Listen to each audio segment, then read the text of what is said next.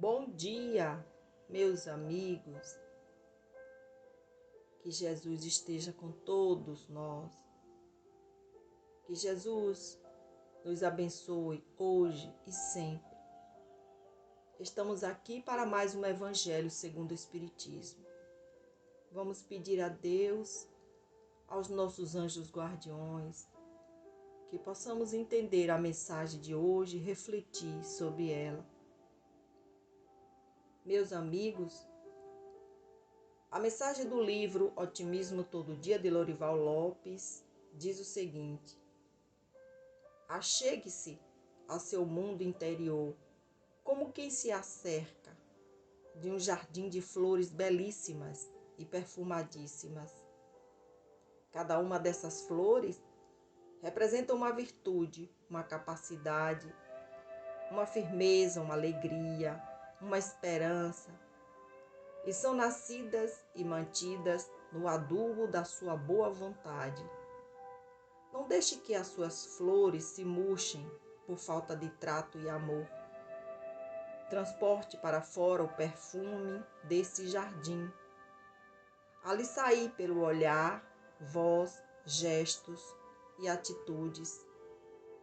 Jamais aceite carregar por dentro um deserto, um vazio, um depósito de coisas imprestáveis. Tudo em você é muito belo. O seu jardim íntimo é o resultado de sua fé em si mesmo. Meus amigos, o capítulo de hoje do Evangelho segundo o Espiritismo é o 16º, 16. Não se pode servir a Deus e a Mamon. E o item é o 7º.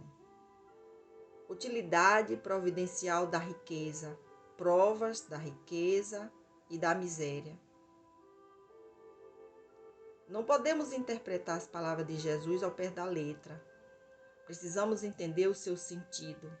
Caso contrário, a riqueza se tornaria um obstáculo absurdo à salvação daqueles que a possuíssem.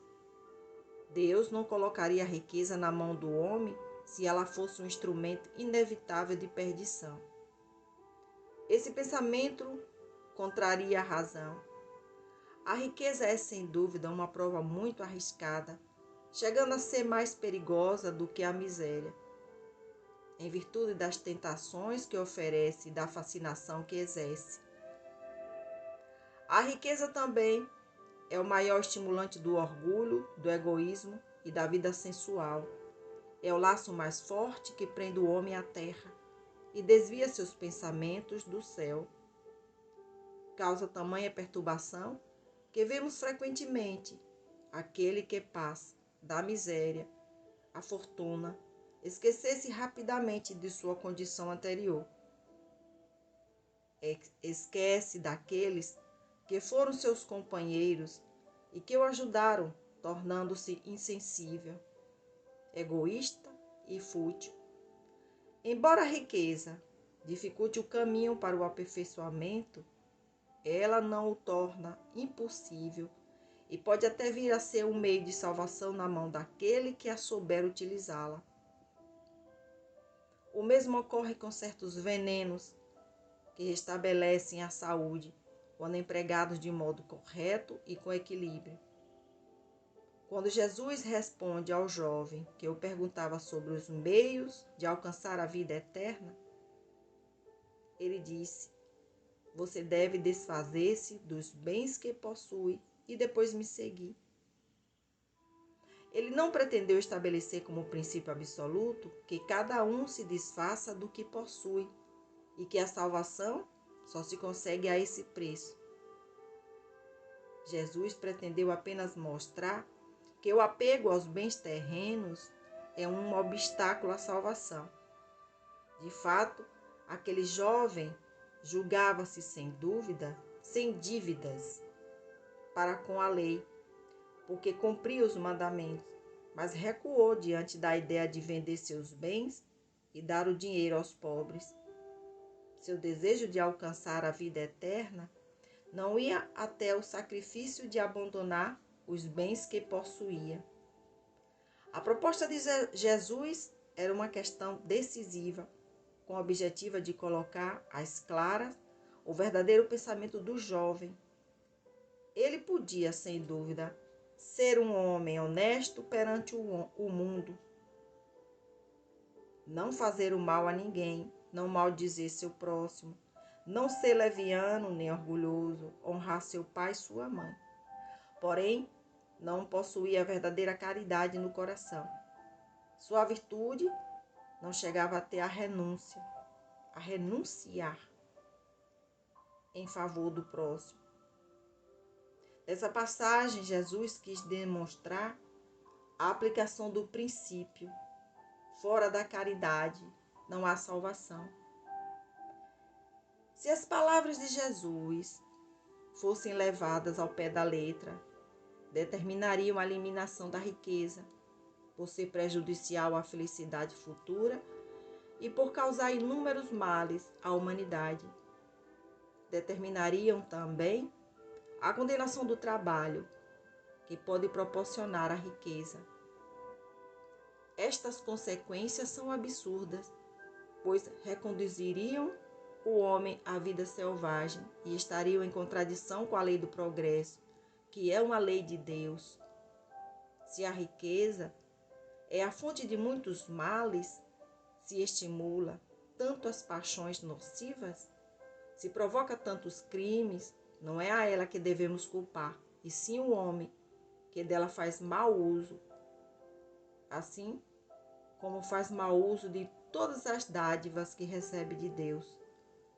Pelo abuso, o homem torna ruim o que poderia lhe ser útil. É a consequência do seu estado de inferioridade no mundo em que vivemos. Se a riqueza produzisse somente o mal, Deus não a teria colocado na terra. Cabe ao homem utilizá-la somente para o bem. Se ela não é um componente direto do progresso moral, é sem dúvida um poderoso componente do progresso intelectual. O homem tem por missão trabalhar pelo aprimoramento material do planeta. Deve cultivar, limpar e preparar a terra para que ela receba no futuro toda a população que sua extensão comporta. Para alimentar a população que está sempre crescendo, é preciso aumentar a produção de alimentos. Se a produção de um país não é suficiente, é preciso que ele busque os alimentos fora do seu território. Assim, as relações entre os povos tornam-se uma necessidade. Para que essas relações fiquem mais fáceis, é preciso eliminar os obstáculos materiais, tornar as comunicações mais rápidas. Para a execução dos grandes trabalhos, o homem teve que procurar material nas próprias entranhas da terra. Procurou na ciência os meios para que fossem executados com mais segurança e rapidez. A necessidade fez com que ele produzisse a riqueza e fez também com que ele descobrisse a ciência. A atividade exigida por esses trabalhos aumenta e desenvolve a inteligência humana.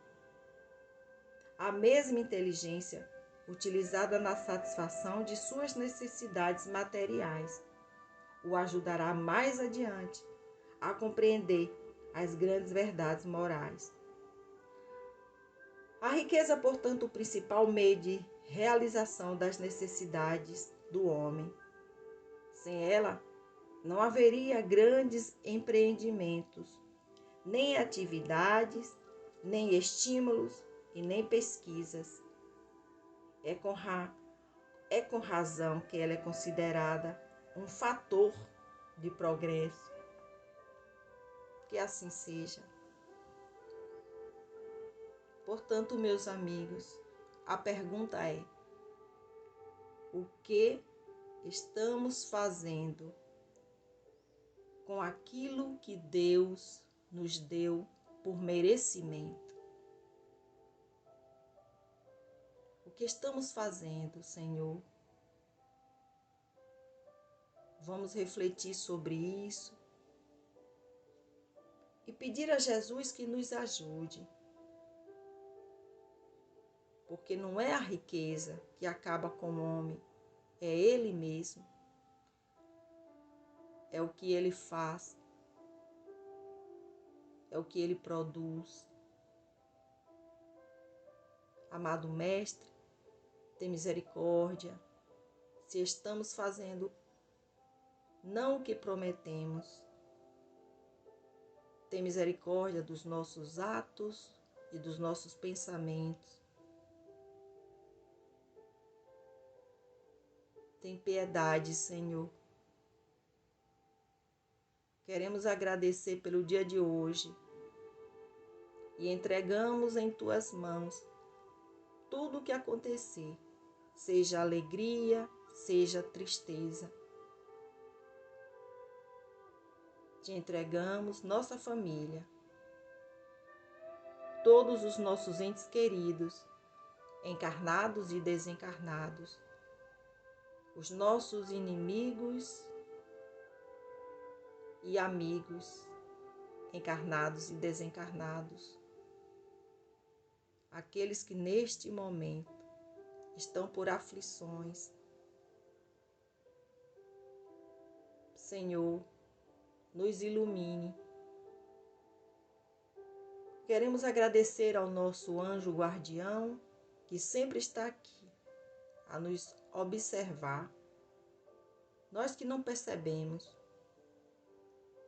Obrigada, meu irmão, por estar aqui, por nos proteger tanto. Meus amigos, a mensagem de reflexão de hoje diz o seguinte: procure sempre olhar para a vida como ela é, e não como você gostaria que fosse. Aceite sempre as pessoas pelo que elas são e não pelo ideal que você criou. Vive e deixe viver tal como as coisas são, sem pretender forçar ou modificar alguma coisa. Observe a existência ao invés de criar idealizações. A vida é o que é. Assim como a vida não pode ser aquilo que esperamos que ela seja. Olhe as coisas sem querer que seja diferente. Escute a natureza e a vida. Contemple a eterna bênção e frescor de estar presente a graça desse simples momento. Essa mensagem é de Hugo Lapa. Meus amigos, cada manhã traz consigo uma bênção única e especial. Hoje é terça-feira, mais um dia maravilhoso que Deus está nos ofertando. Então vamos aproveitar a bênção de hoje. Bom dia para todos.